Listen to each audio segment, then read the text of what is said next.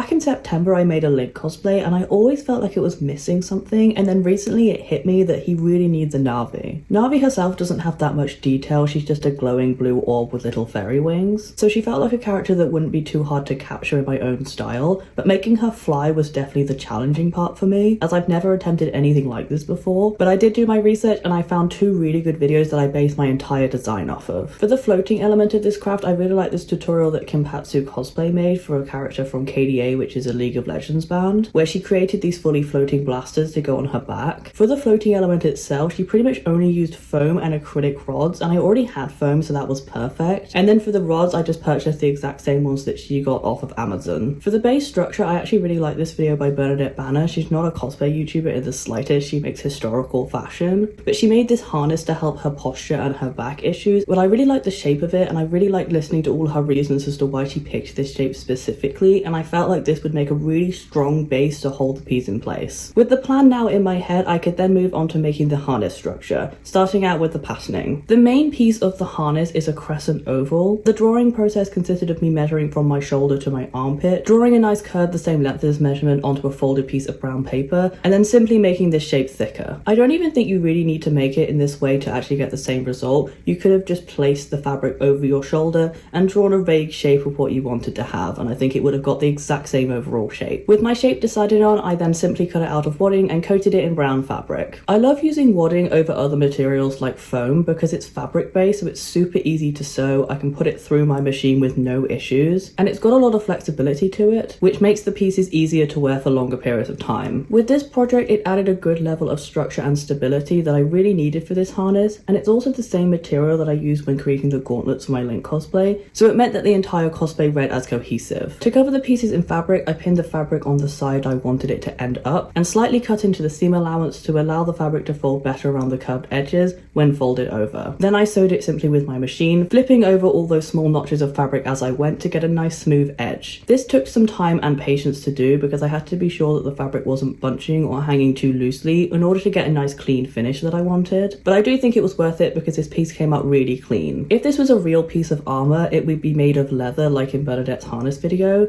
but I personally don't use any animal product, and I didn't want to buy any imitation leather as it tends to be made of plastic. Moreover, I love being able to make things out of materials I already own because it forces me to be more creative and also lowers my impact on our planet. Thinking about the planet can seem quite pointless with the state of the world right now, but I'm really trying to push forward and think about the world improving and hopefully getting a lot better so that we can have a planet that's actually worth saving. Next, I moved on to making the second strap that will go on the other shoulder and attached across the back to the other piece I just finished. This piece was also made using wadding and brown fabric with the addition of a gold belt loop to make the strap adjustable. I wanted to make it adjustable for 2 reasons. Firstly, I thought it would be nice if other people could wear Navi if they wanted to, and they would most likely have different back measurements to me, so by making the harness slightly adjustable, someone else would be able to change it slightly to something that was more their size. And secondly, I was worried about how stable everything would end up, and if it ended up more on the fragile side, being able to take the harness apart to put it on would mean it would be jostled around a lot less. This turned out not to be an issue, and I could just put her on like a backpack, but if I was ever worried about the structure, I could get it off and on a lot more carefully. To make this piece, I started by sewing a long tube out of the brown fabric that I then flipped the right way out to hide all my seams, and very carefully threaded the thin piece of wadding into it. This was really annoying. Filling tubes is always annoying, which is why it's nicer to do the same thing that I did on my previous method where I sew the fabric directly onto the pieces. But because there is a section that overlaps, you can always see the underside of it, and I really didn't want that white wadding to be on display all the time. Finally, for this piece, I then ironed it as flat as I could get it. Obviously, because it's got a piece of wadding through the center, I can't iron it completely flat, but the ironing process did make it look more like a belt, which is exactly what I wanted to go for. Now that I had both sides of my harness, I could sew them together. For this, I decided to sew them by hand so I could be sure that I was actually sewing all the layers of fabric together, and so I could be sure that the piece wasn't moving during the sewing process. I personally find that things shift slightly when sewing them by machine, and I didn't want this to happen here because I really liked where I decided to place the straps. They just felt really secure in this position and also looked really nice. I also wanted to make this piece extra secure in case I wanted to add a sword holster to it at some point in the future. I don't have any plans currently to make weaponry because I just don't know how to make them, but I would love to learn how to do that once I have time to sit down and do my research on the process like I did for this project. Back to this project, I sewed the pieces together as strong as I could get them, so each piece is actually sewn together on both the outside and the inside of the piece, which to me definitely seems like enough stitches to hold everything tightly together for a long period of time. Now that I have the base harness all completed, I needed to add a linking piece to the shoulder so I could actually attach the fairy onto the harness later. For this, I used foam because it's moldable and thick enough to provide adequate hold to the acrylic rod so that the hot glue isn't doing all the work. Basically, it's a really thick material that I can jam the rod into, but it also isn't too thick to the point where it looks really out of place on the harness. I created this as a rectangle with tapered edges so that I could more easily blend it into the harness in the next step, and heat formed it into a slight curve so it would sit over my shoulder instead of being on top of my shoulder. This again will make the piece blend a little bit better and be a little bit less obvious in the end result. Obviously, because this is my first time making a floating element, this piece is still a little bit overly jarring and it's a little bit too big for the structure that I created, but I do think it's a good base point that I could work off of if I ever wanted to do this again. With this piece directly sewn onto the harness, I then moved on to covering it with another brown piece of fabric. To make this piece work with the functionality of the prop, I also sewed a very simple eyelet hole for the rod to go through later. I didn't make this overly neat or professional as I knew it would end up being covered in hot glue later. It just needed to be big enough to fit the rod through and give me a good access point for the foam layer underneath. Once that part was created, I then temporarily glued the rod into the foam with PVA glue so that I would know how much tension I would need while sewing this fabric piece onto the harness itself. I did this part by hand because the foam piece was too close to the areas I needed to sew to get the sewing machine through it, so it doesn't have that same stitching details elsewhere on the design. But as it is the exact same fabric, it does still mesh well in my opinion. Clearly this piece does not hide the lump of foam underneath it, but it does more than I thought it would. Armor pieces can be thicker because they are designed to protect the wearer from bodily harm, and some materials aren't in themselves strong enough to act as good defense. I'm choosing to go with the idea that Link needs more defense on his shoulder because enemies often go to swing at Navi, and when she darts out of the way, they would hit him directly onto that shoulder piece, so he just needs a little bit of stronger armor just there. There's also a chance that I'm seeing the foam more than other people would because I'm the one who made it and I know exactly what's underneath it. With that, the harness base is finished. I just very generously hot glued the rod into place and I could move on to creating Navi. She started out as a Christmas bauble that I got on clearance for £1. I picked a bauble because they are purposely designed to be lightweight and that's exactly what I needed for this project to be successful. They are also very easy to get the rod into because they are molded with a hanging addition included that once cut away creates the perfect hole that the rod can slide right into. Moving now onto the painting portion, which definitely starts off very rocky, but I do think it kind of came together in the end. For some reason in my head she's more of a royal blue, but she's definitely not. As she's a light source, she can look a different shade of blue depending on what game you're playing, but she's definitely never a true blue colour, so I don't know why she was in my mind. I obviously did go back in with a second coat to make a much more accurate colour, which makes her character a lot clearer. I felt like this colour looks very plain, especially when put next to my Link cosplay, which used a very detailed jacquard fabric, so I thought it'd be fun to add swirls to her. These weren't planned out at all, I was just going with what I felt like in the moment, and while I like this element, I really did need to think it through a little bit more. The colour I picked just has too much contrast with the base colour, so it should have definitely been a lot lighter, and I should have used a smaller brush to make much thinner, subtler swirls that felt more like lines of magic rather than just me attempting to fill space and make the ball look less boring. Luckily the fairy isn't attached to the base, so if I wanted to I could take her off and repaint her, so I might do that in the future, but for this project I just left her as is because I wasn't really sure whether I liked her or I didn't like her yet. Once the paint was dry, the final thing that I needed to do was give her wings. The wings are made of flower arranging wire, which is really thin and it catches the light really nicely, and it's also very easy to work with. This is definitely the thickness I should have gone for those swirls, but let's not dwell on that any more than I already have. I bent the wire into the shape of her wings using a very basic drawing to make each side match. I've never worked with wire before, so I didn't really want to make anything overly complicated or fiddly, so this is definitely the extent to my wire bending abilities, but I think that Navi has a very simple design, so a very simple wing design works quite well. Once I had the wings, I made very small holes in the bauble base using a sewing pin and threaded the wire through these holes coated in PVA glue to keep them in place. This was definitely the quickest part of the project, but I feel like it really brought everything together and really made her look like a fairy. With that said, that is all my process for this video, so I can finally show you the final result.